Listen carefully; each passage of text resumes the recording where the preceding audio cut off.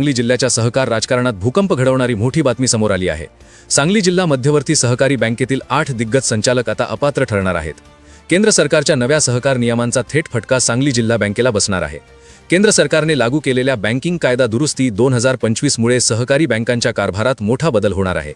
या नव्या नियमांनुसार एका सहकारी बँकेत सलग 10 वर्षांहून अधिक काळ संचालक राहता येणार नाही।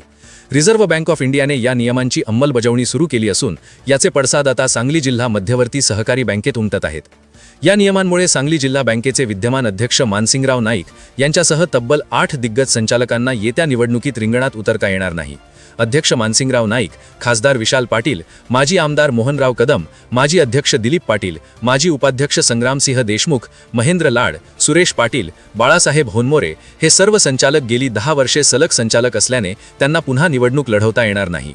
सांगली जिल्हा मध्यवर्ती सहकारी बँकेच्या विद्यमान संचालक मंडळाची मुदत डिसेंबर 2026 मध्ये संपत आहे, तर नोव्हेंबर 2026 मध्ये निवडणूक होण्याची शक्यता आहे। या पार्श्वभूमीवर केंद्र सरकारच्या नव्या नियमांमुळे संपूर्ण सहकार राजकारणाची समीकरणे बदलण्याची चिन्हे आहेत। महत्त्वाची बाब म्हणजे कोल्हापूर जिल्ह्यातील एका मल्टीस्टेट सहकारी बँकेच्या निवडणुकीत याच नियमांनुसार 10 वर्षे संचालक असलेल्या उमेदवारांचे अर्ज अवैध ठरवण्यात आले। या निर्णयाविरोधात उमेदवारांनी उच्च न्यायालयात धाव घेतली, मात्र न्यायालयाकडून कोणताही दिलासा मिळालेला नाही। पुढील सुनावणी जुलै महिन्यात होणार आहे। याच पार्श्वभूमीवर सांगली जिल्हा बँकेच्या येऊ घातलेल्या निवडणुकीतही बँकिंग नियमन कायद्यातील 10 वर्षांची अट लागू होण्याची दाट शक्यता आहे। या संचालकांना पुन्हा संधी।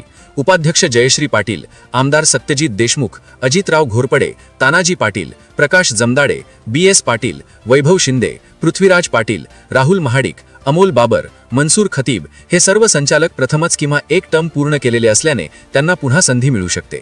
दरम्यान या कायद्याविरोधात Maharashtra urban co-op banks federation आक्रमक झाली आहे। फेडरेशनचा आरोप आहे की 10 वर्षांची मर्यादा सहकारातील लोकशाही मूल्यांना बाधा आणणारी आणि अन्यायकारक आहे। कोल्हापूर आणि सांगली जिल्हा नागरी बँक्स असोसिएशनने आधीच उच्च न्यायालयात याचिका दाखल केली असून आता न्यायालयाच्या अंतिम निर्णयाकडे सर्वांचे लक्ष लागले आहे। मग सांगली जिल्हा बँकेच्या निवडणुकीत नेमके काय होणार? जुने दिग्गज बाहेर पडणार की न्यायालयाकडून दिलासा मिळणार?